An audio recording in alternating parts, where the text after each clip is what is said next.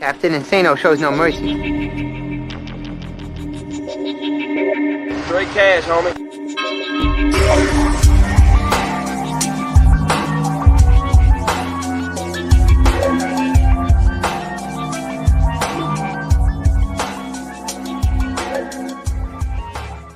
Hold on to your butts. What's up, guys? Welcome back to the Basic Monsters Game Day podcast on SportsZone Chicago. I know we just left you about 15 minutes ago, but we're back again, and this train don't stop. This train don't stop. It will stop at the end of this game because this is the last game of the season. But right now we're going to keep chugging along. Before we do that, we're going to go ahead and get to the poll question. Like I said, brought to you by the Chicago Crusader. Go to the ChicagoCrusader.com to answer the poll question. The poll question is, who gave the better Super Bowl halftime performance? Was it Janet Jackson with Nipplegate? I mean, it's a close front runner. I'll say that. Michael Jackson with the standing ovation. Michael Jackson's performance at the Super Bowl was just, it was outstanding. If you were alive to see it, you know what I'm talking about. If you're younger and you had to go back, I'm sure you still got some chills watching it. And then a third was Prince. Purple Rain in the Rain. That's our personal favorite here. Yeah. And I feel like that should be the winner. But and also coming in, Beyonce, turn the lights out. Beyonce, I feel like I said, is also ran in this.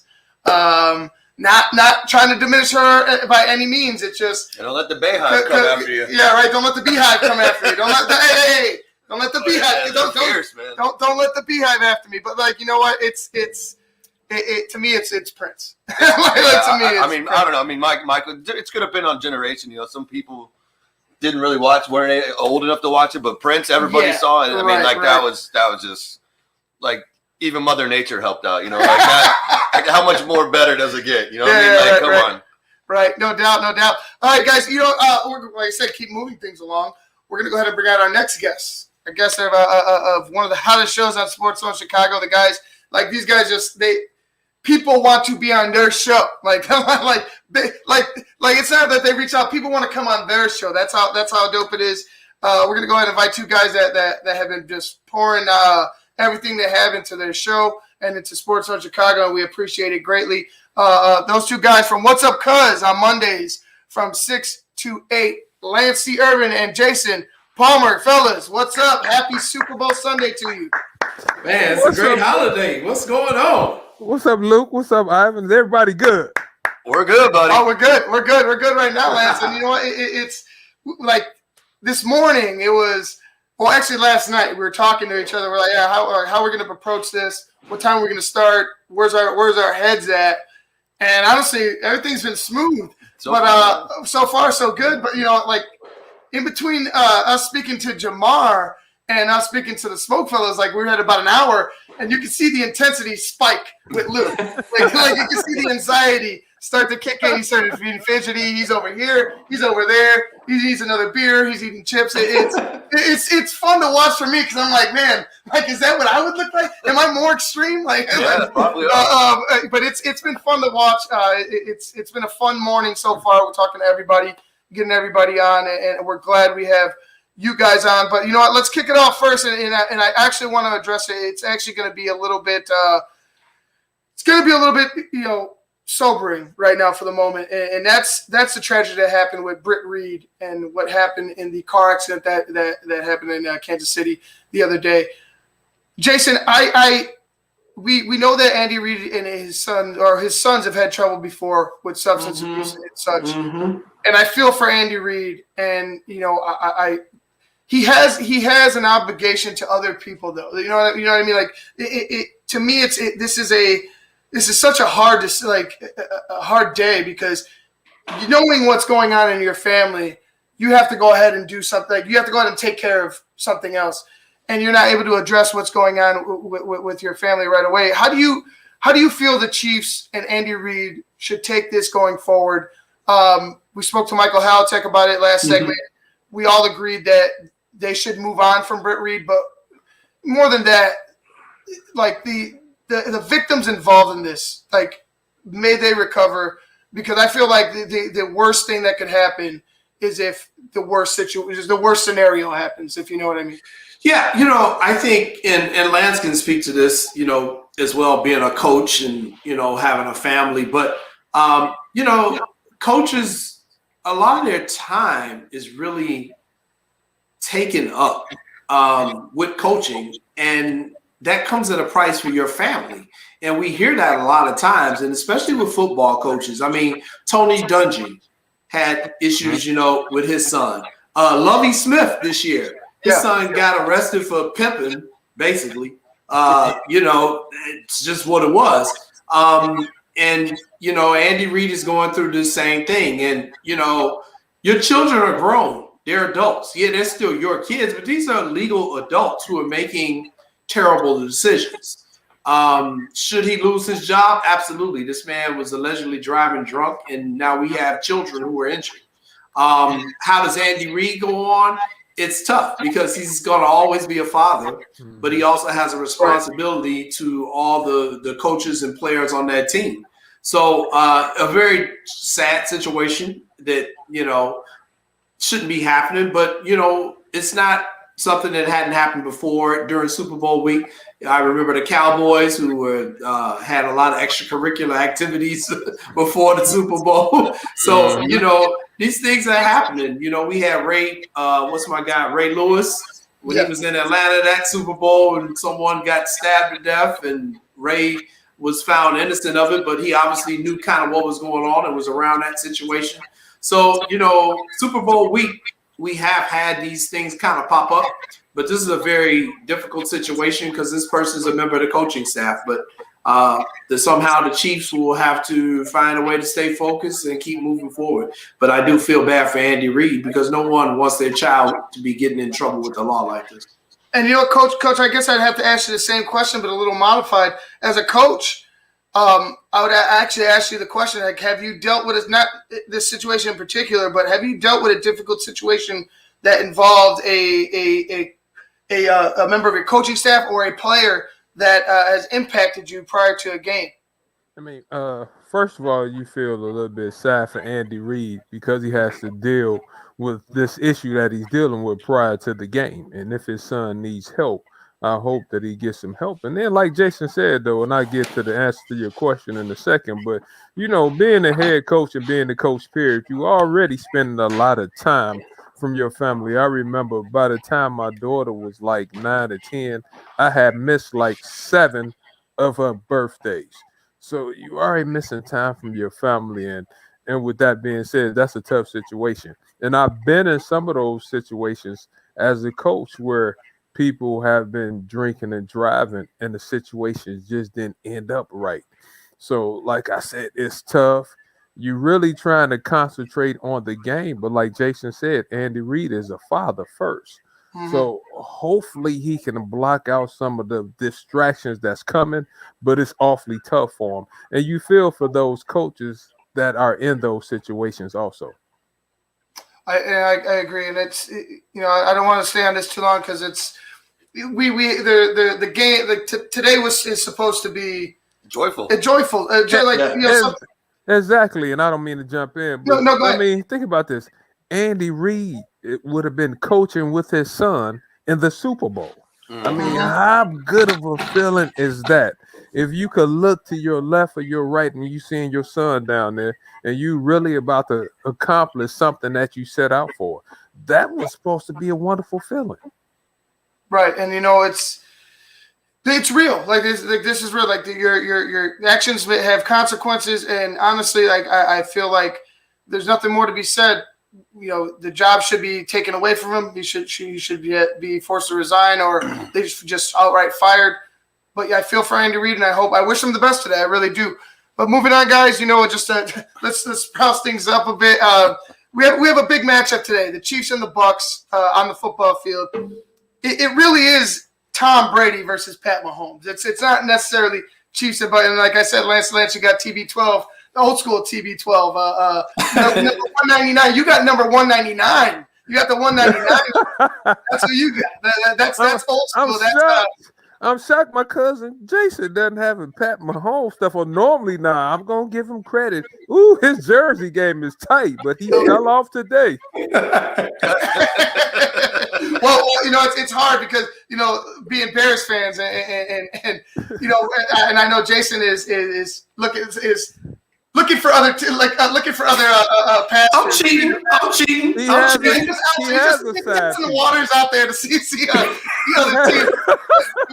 It's without the Bears, even without the Bears, this is like sure. You have to mention the Bears, kind of almost with us being in Chicago. And to be honest with you, let's look forward to future success with the Bears, because right now I don't see any immediate success in the near future. But sticking with today's game, Jason, I feel like Pat Mahomes, and like I said, the Tom versus Pat, it's real. And I feel like Pat Mahomes, looking at last year's Super Bowl, he started out real slow. Mm-hmm.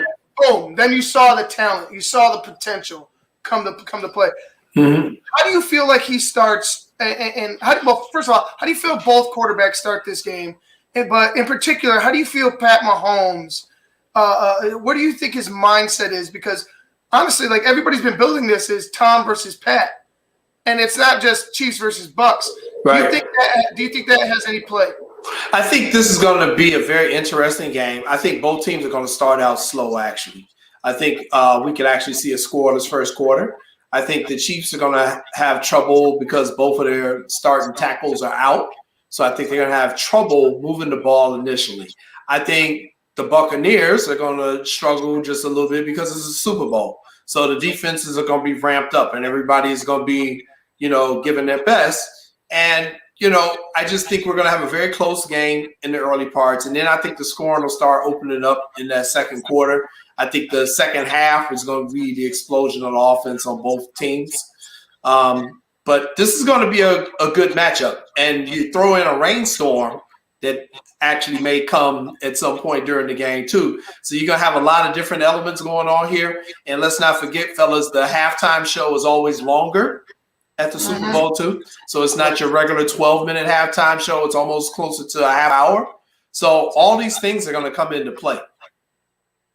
Yeah, and I feel like that this, in particular, the halftime show, because obviously the halftime show. Well, if you haven't found out, the halftime show will be performed by The Weeknd, and he actually put in about $7 million of his own money to liven things up, I guess, to make it better, to make it his show. So I'm assuming that it's going to push the limits of time. I really think it's going to push the limits on the time as far as the break. And you're absolutely right. Like that could play on both teams. But let's not forget, as healthy as Tom Brady has been, as much money as he put into his body, as many trainers and gurus he wants, that could take a toll on an older frame. I really believe that, especially if it's you're coming from warming your body up and then shutting it down for about a half hour, 45 minutes.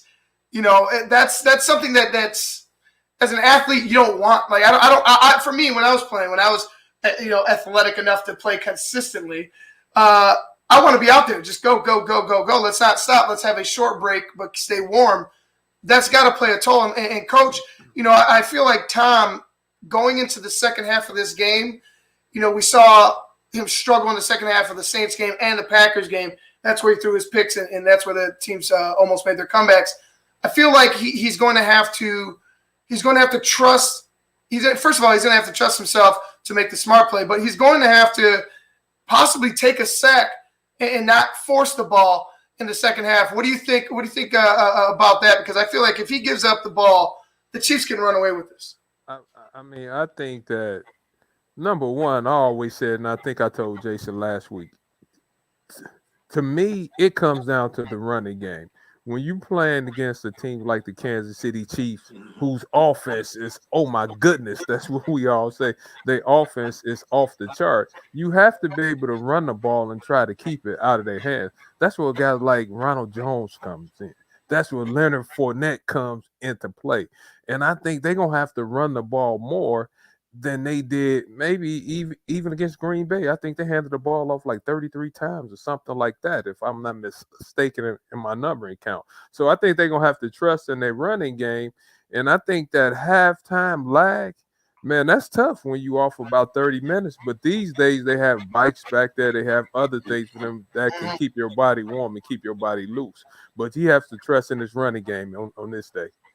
Hey, and Luke, and the thing I'll add to that, I hope neither one of these coaches pull a Lovie Smith. And if that rainstorm breaks out, that they just start throwing the ball like crazy. Jay, you can't do that, can you? You have to run the ball. The ball is slippery already. It's going to leave your hand crazy. Trust in your running game. Clyde Edwards, he's a really good runner. I mean, trust in your running game. These guys have proven to me and shown me that they're good running backs. Yeah, for me, I think in this game, Tom and Patrick are getting the hype. Andy Reid and Bruce are getting the hype. But for me, we've talked about it I don't know if you guys have been watching the other shows, but I brought this up earlier. For me, I think the one of the biggest things in this game are the black coaches that are involved here. You're talking about Eric Bieniemy and Todd Bowles, and then you also have Byron Leftwich. And I don't think because that's to me that's a chess match, man, right there with Bieniemy and Bowles and Byron Leftwich as well. To me, I think those are the guys that got more on their plate than the head coaches. Like, because this is going to be a chess match with two, let's say call them queens because they can do everything on the board. But these guys, Mahomes, we've seen what he can do, and Brady can beat you with his head. So it's the chess match with how the offensive coordinator and the defensive coordinator play this game that I feel is going to make the biggest impact. I think you're right on that. And I think for a guy like Todd Bowles, whose defense has been playing well this year, how much pressure can you put on a guy like Pat? Can you put enough pressure on him where you could have him seeing things or thinking he's seeing things that he really doesn't see? Because this really is like his third year in the NFL almost. So hopefully you can put some pressure on him. Hopefully, like my cousin Jason says, he will start off slow. And maybe you could rattle him a little bit. But we all know once that man gets going, especially later in the game, he's hard to stop. Well, and I think the other thing too, Luke, you bring up a good point is, let's be honest about here. A lot of the conversation this week has been about the lack of hiring diversity within the NFL. So definitely Bowles and Bieniemy and Leftwich, they're out there trying to prove a point too. It's not just the players. These coaches, these assistants, these coordinators, they're all trying to move up in their careers as well. So I do think that is also the game within the game. And I've said it many times before, I think football, more than any other sport, the coaching plays a more significant role in the game itself. I think, go ahead, Jay. Excuse me, those excellent points too, Jay. And as an assistant, and you might as well say that I've been a lifetime assistant coach. You always feel like you have something to prove because you're trying to advance. You're trying to take the next step up. And anytime you could win a game like this, it would definitely help you moving forward. And I think those guys have been slighted in a way. For Eric Bieniemy to still be sitting there and hadn't got a shot right now, that's sad. But with that being said, his time will come, but right now he has to concentrate on this game. You know what, Coach, and we were talking about that in particular, Eric Bieniemy, him in particular. We said we don't understand how he didn't get a head coaching job. Now he's in his last. I think he just signed. After this game, he'll sign. After this game, he'll sign an extension with the Chiefs, a 5-year extension with the Chiefs. And we were just speaking with the fellows about this. You don't give him a contract. He's in his last year. The Chiefs had no other choice but to make this man their next head coach. Like, Eric Bieniemy is in line to be the Kansas City Chiefs' next head coach, point blank, period. You have a guy who has more play calling experience than the guy that was the most coaching ready candidate off the tree, in Matt Nagy. You have a guy that's been there longer. He's called more plays. He probably knows the offense way better than Matt Nagy did at this point in time in his career. There's no way that Eric Bieniemy is not the heir apparent to the Kansas City Chiefs head coaching job. If you gave him a 5-year contract, Jason, I see him as being the shoo-in once Andy Reid is gone. Well, here's the thing. You started off when we started this segment. The situation with Andy Reid's son today may be the thing that pushes Andy Reid, especially if the Chiefs win this game, to say, okay, I'm walking away from this. And then Eric Bieniemy gets the head coaching job. He's not getting a 5-year contract as a coordinator. So, that could be what actually ends up happening in some crazy way that he ends up getting the head coaching job just right there in Kansas City if Reid walks away. I mean, Go ahead, Coach. Go ahead. Kind of like Jason said, I mean, you will hope that it does happen that way. But with that being said, you guys, unless I see stuff in writing and reading, man, it's hard for me to say that that's going to happen. Because oftentimes, being a coach, you hear where someone is supposed to be the next in line to get a job. Right. And my next question is, do you see that in writing? We all been screwed a little bit. I mean, what y'all think? Yeah, no, I mean, for me, if I'm the Chiefs, this is the way I play it. I have Andy Reid going to our second Super Bowl. Maybe he was going to stay, but like Jason said, with the son's actions, that may force him to change it. Go a different route. My thing is, it makes perfect sense for Bieniemy to sign that contract because your young kid Patrick Mahomes, who he's brought all the way through, is there. You got the familiarity, and you got your horse, you got your coach and your horse for the next 5, 6, 7 years. And I think for a coach or an organization, you want your number one player to be as comfortable as possible. The guy that's going to be touching that ball more than anybody else on that field, you want him to have familiarity and be comfortable with the guy that's going to be calling the shots. So I think for Kansas City, if they don't sign that guy to a 5-year contract, I think they're doing themselves a huge disservice. I mean, I hope that happens right way. I'm pulling for him, but Jason, you in the media, Jay, and oftentimes our stuff is supposed to play out. Man, it's at least for some African American coaches, it doesn't seem to happen that way. Now, it happened that way for Jason Garrett, but let's see if it happens that way for Eric Bieniemy. Yeah, it's going to be a very interesting thing to watch, and that's why I do agree with what Luke was saying is that, there's a lot of pressure on these guys to perform in their coordinator roles, and it's going to be fun watching the strategy of this game. Mm-hmm. And this is actually a good segue into my next topic. There's 5, I believe. We had Jamar Harp from Sports 101 on first. He was the leadoff man today in our interviews with all you guys from SportsZone Chicago, and he was letting us know he actually coached Ryan Smith from North Carolina Central. He gave us an awesome story about the championship game, I believe the Celebration Bowl, where Ryan Smith at the goal line caught Tariq Cohen from behind and stripped him, fumbled him, and they ended up winning the game. And I was like, whoa, thank you for this little nugget. Wow. I didn't know about that, but it was a good story. But like I said, Ryan Smith, Nick Leverett, and Quentin Bell from Prairie View are going to be in the game for the Bucs. There's 2 others for the Chiefs. The website that I found these guys on, they didn't have anybody from the Chiefs, so that I was only able to list them. But there are 2 other guys, 2 other players from HBCUs playing on the Chiefs, and I think this is. I think knowing Jamar had coached her, I think it's an awesome thing in itself. But knowing that he's able to watch one of his former players playing the Super Bowl, I think that's awesome too. I think that is awesome. Anytime you can see someone that you actually coach and you work with hands-on, you feel like you're a part of the reason why he got there. Whether it's being, you coaching them, whether you helping them in school. So that's an awesome feeling. I see guys that I coach that played in tournaments, guys that I coached that played in like the NC2A finals. I mean, that's an awesome feeling. Anytime you can see somebody that you've been a part of helping, that's an awesome feeling. And Jamar, I'm sitting here laughing, Jason, because that man knows his stuff. Yeah. That man is good. Yeah, without a doubt. Jamar knows HBCU schools better than anybody I know. And I would agree with that as well, Lance. When you see young men and young women who you've coached and see them become successful in the highest levels of the game, it's got to be, incredible. I remember when Kelvin Hayden was playing for the Colts when they played against the Bears in that Super Bowl. And I remember Coach Elton Harris, his coach at Hubbard, how proud he was. And I mean, hell, I felt happy because I was like, man, I used to call this guy's name at Gator.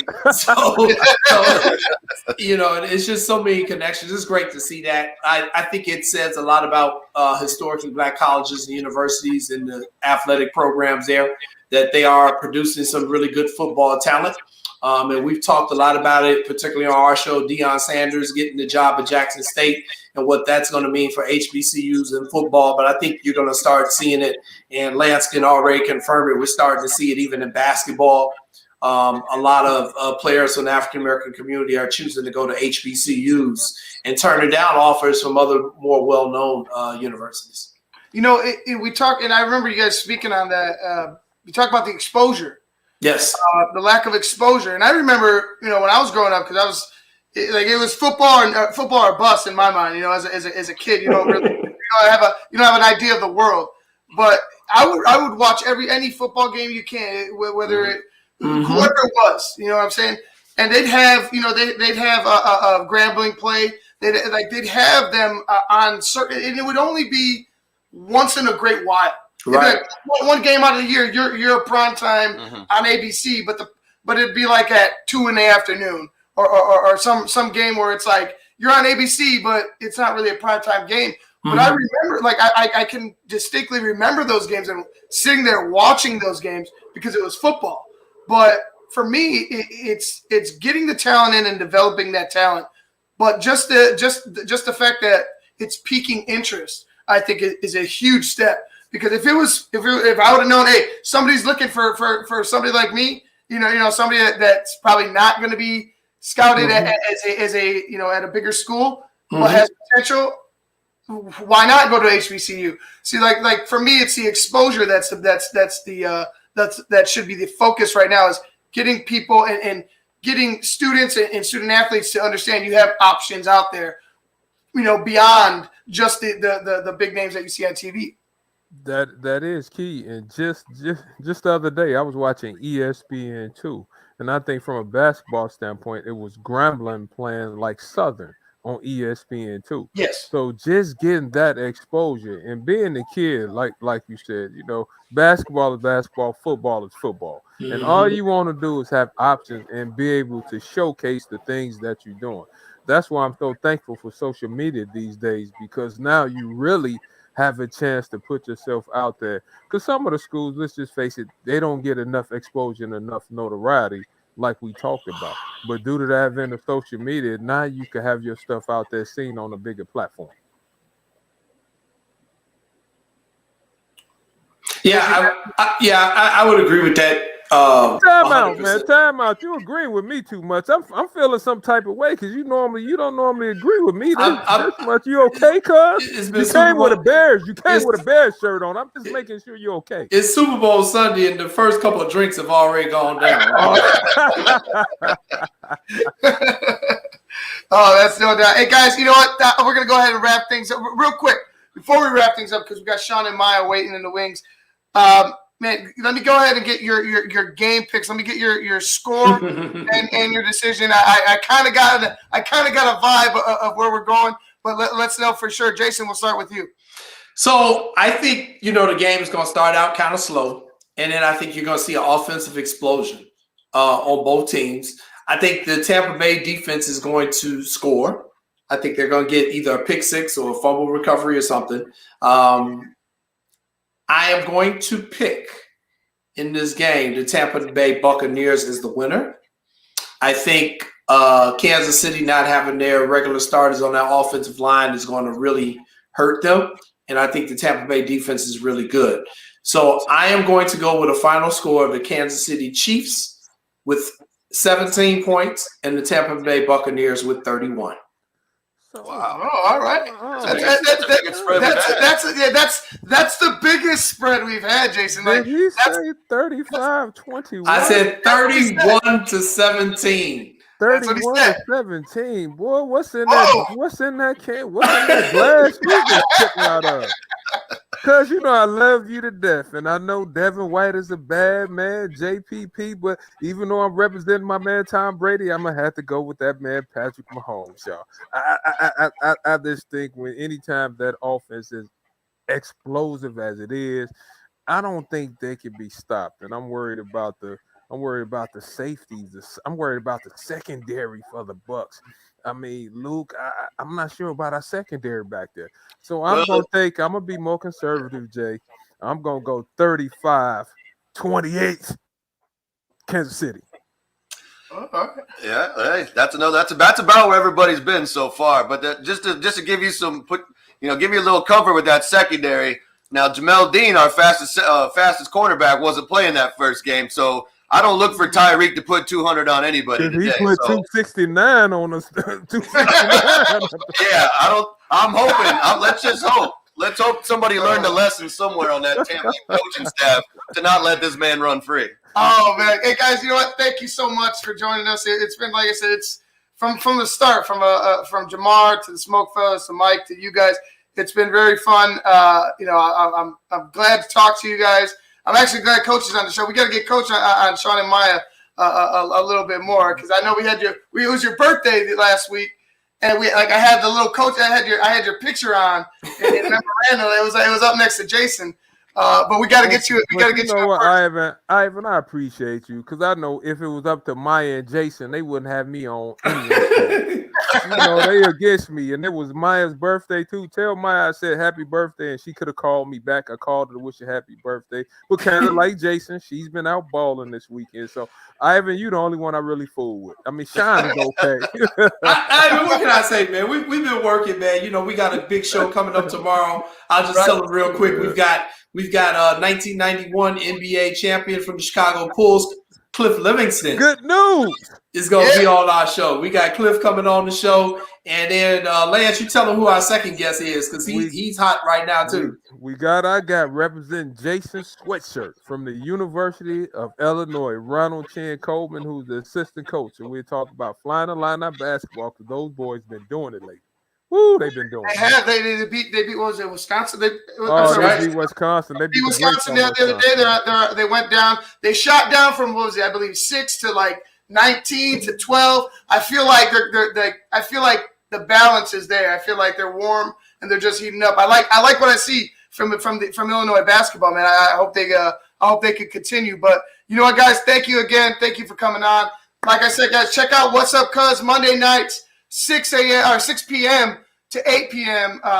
It's always fun. I know, Jason, you hit me up with the news about Livingston. And I was like, man, I know you got some questions. I was like, I know you got some things you want to ask. So, guys, check that out. It's going to be a fun show. It really is. Check it out. What's Up, Cuz? Monday night, 6 to 8. Guys, thank you again. We'll talk to you later. Enjoy the Super Bowl. Greatest halftime performance is right there. No, Michael Jackson. I saw it.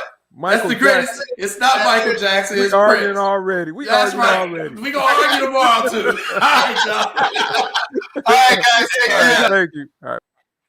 Oh, man, that was great. What's up, guys? That was both halves of What's Up, Cuz Lance Irvin and Jason Palmer. That was a great segment. I enjoyed that a lot. And I think it's sorry, Coach. It's 3-1 here, Prince. So yeah, you're gonna have to take the L on that one. But I honestly, the Michael Jackson performance it's like I said, it's a 2-horse race in my mind. I mean, like I said, Janet's solid third. Beyonce is the also ran, but this is a 2-horse race in Michael and Prince. And I mean, honestly.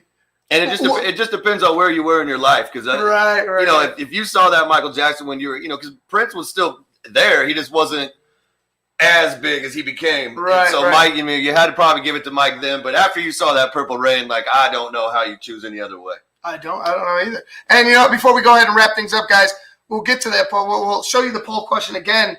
Brought to you by the Chicago Crusader. Go to the ChicagoCrusader.com to answer the question. And honestly, I don't see why it shouldn't be Prince. The question is, who gave the better Super Bowl halftime performance? Was it Janet Jackson and Nipplegate, Michael Jackson, Prince, or Beyonce. And honestly, I think we know who we want. Yeah. It's up to you to go ahead and vote. Go ahead and vote. Get over to the ChicagoCrusader.com and vote, and we'll get to you. Well, hopefully, we can get the answers to the polls tomorrow on Shawn and Maya in the morning on SportsZone Chicago. But until 10 minutes from now, I'm Ivan Vargas. That's Luke Nettles. We got Shawn and Maya in the morning coming up. Stay tuned.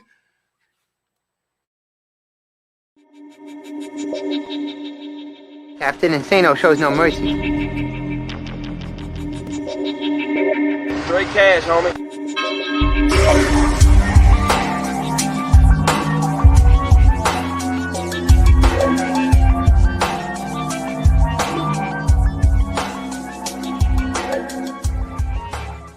Hold on to your butts.